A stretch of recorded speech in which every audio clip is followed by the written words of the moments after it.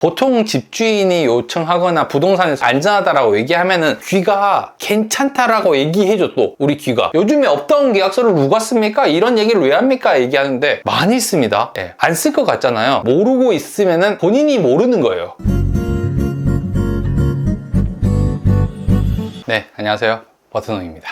요거는 최근에 사람들이 저한테 되게 많이 물어봤던 내용이어가지고, 우리가 보통 계약을 하게 되잖아요. 매매 같은 경우는 세금적인 부분 때문에 업계약서를 쓰거나 다운계약서를 쓰는 경우가 있어요. 그래서 내가 만약에 파는 금액이 10억이야. 근데 야, 우리 합의해가지고 9억으로 계약서 쓰고 대신 1억은 내가 나중에 현금으로 줄게, 이런 식으로 해서 계약서를 쓰고 신고를 하는 경우가 있거든요, 매매 같은 경우는. 근데 이게 다 위법이에요. 그래서 위험한 거래이긴 한데, 요즘에는 어떻게 거래를 하냐면은 전세 계약도 이런 식으로 업다운 계약서를 써요. 이 엄연히 얘기하면 업다운 계약서라기보다는 이중계약이죠. 이중계약. 계약을 할 때 이 집의 전세가가 5억이야. 근데 이 집에 KB 시세라든지 공시가격 때문에 보증보험이 가입되는 금액이 3억밖에 안 돼요. 근데 집주인이 시세가 3억 5천입니다. 그러니까 우리 3억짜리 계약서 쓰고 3억 5천으로 계약을 한 다음에 제가 5천만 원짜리 차용증을 써드릴게요. 이렇게 계약을 하는 경우가 있거든요. 그러면 이제 사람들이 생각했을 때는 그렇잖아요. 3억은 보증보험이 가입이 되니까 안전하게 계약을 할 수 있는 방법이고, 5천만 원만큼은 집주인이 차용증을 써서 주는 거니까 나중에 돌려받는데 문제가 없겠구나 라고 생각을 한단 말이에요. 그래서 이걸 물어봐요, 저한테. 이거 이렇게 써도 괜찮겠죠? 라고 하는데, 이렇게 쓰면 안 됩니다. 원래 3억 5천으로 계약을 하기로 했으면 3억 5천으로 계약을 하고 신고를 해야 되는 거예요. 근데 이거를 3억으로 낮춰가지고 쓰게 되면은 이중 계약서를 쓰게 되거든요. 이중으로. 그러니까 1번 계약서에는 3억 5천, 보증금 3억 5천이고 2번 계약서에는 3억으로 들어가는 거예요. 그러니까 이게 보증보험 가입 때문에 그런 건데, 만약에 이게 나중에 이중 계약으로 돼 있다는 걸 알게 되면 어차피 보증보험에서 보호를 받지도 못해요. 그러니까 처음부터 안 한다라고 얘기를 해야 됩니다. 또 이 5천만 원 정도의 차용증을 쓰잖아요. 이거는 보호 자체가 안 돼요. 그러니까 우리가 대항력 같은 거 있잖아요. 전입신고하고 확정일자 받으면서 보증금을 돌려받을 수 있는 금액을 보호받는단 말이에요. 대항력. 이 집에 대해서만큼 내가 이 정도의 채권을 가지고 있다 라고 얘기를 할 수 있는데, 이렇게 하게 되면은 이 5천만 원은 그냥 개인에게 빌려준 돈이 된단 말이에요. 그래서 집에서 경매를 받거나 낙찰을 받아가지고 돈을 받을 수 있는 게 아니야. 그러니까 요거는 처음부터 안 된다라고 얘기를 해야 되는데,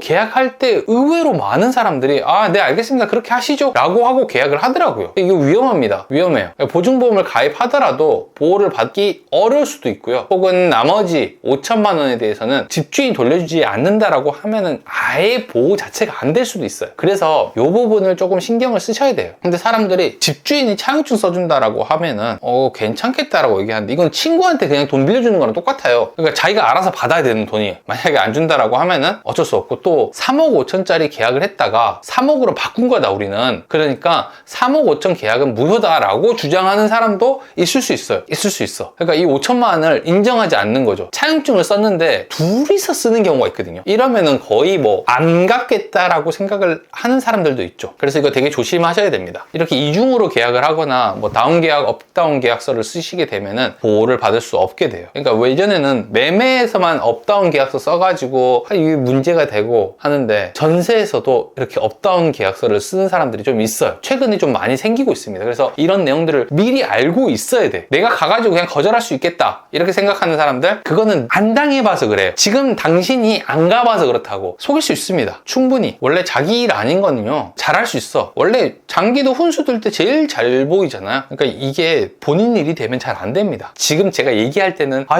저런 걸 누가 당할까? 당연한 얘기를 하지 이렇게 얘기하지만, 모르고 있는 상황에서 훅 닥치면은 80%의 사람은 선택을 해요. 안 당할 것 같죠? 당합니다. 사기꾼 만나봐요. 얼마나 친절하고 말 잘하는데 혹해요. 제가 부동산을 하면서 매매하고 투자하는 사람들 보면서 느끼는 게 뭐냐면은, 자기 혼자 생각했을 때는 완벽하게 다 준비를 해가지고 오는 것 같아. 근데 뭔가 앞에 있잖아요. 그러면은 휙 하고 잘 넘어가요. 저쪽에서 부탁하게 되면 그렇게 하시죠 라고 하는 사람들이 되게 많아요. 그러니까 어느 정도는 이렇게 알아보고 들어보고 하는 게 되게 중요합니다. 업다운 계약서도 얘기를 하면은 사람들이 저한테 막 화를 내시는 분들이 있거든요. 요즘에 업다운 계약서를 누가 씁니까? 이런 얘기를 왜 합니까? 얘기하는데, 많이 있습니다. 많이 있어요. 안 쓸 것 같잖아요. 어떤 지역에서는요, 모든 계약을 업다운 계약으로 하는 하는 사람들도 있습니다. 그리고 지금 미분양이 문제가 되고 있잖아요. 이거는 뭐 예상이긴 하지만 여기 가면은 표면적으로 보이는 부분이랑 다른 계약이 굉장히 많이 나옵니다. 전통적으로 부동산에서는 뭔가 잘 나올 때랑 안 나올 때, 그러니까 부동산이 화랑일 때도 그렇고 약간 이렇게 미분양이 많은 시장에서도 그렇고 편법들이 되게 많이 나와요. 그러니까 실제로 주는 돈이랑 파는 금액이랑 다를 수 있다는 거, 이걸 좀 주의하셔야 된다는 거죠. 없을 것 같다, 이런 거 여기 좀 누가 하냐 합니다. 모르고 있으면은 본인이 모르는 거예요. 본인이 많이 합니다. 사기라는 게 그래요. 뭐 전세 사기도 그렇고 보증 사기도 그렇고 빚 보증 같은 경우도 그렇고, 이 사람들이 바보라서 당하는 게 아니에요. 그 순간적으로 상황이 거절하기 되게 힘든 상황으로 이끌어져 가면서 해주게 돼. 옆에 있으면은 흔들려. 여기서 다 웃으면서 얘기를 하고 있는데 내가 이 분위기를 흐트린다? 아유, 정확한 말을 한다? 이거 쉬운 일 아니에요. 그러니까 이런 것들을 이겨낼 수 있어야 돼. 이거를 거절할 수 있어야 되는데, 보통 집주인이 요청하거나 부동산에서 요청하고 막 이거 안전하다라고 얘기하면은 귀가 괜찮다라고 얘기해줘, 또 우리 귀가. 그러면서 시작을 하는 거죠. 이게 오랜 스트레스의 시작입니다.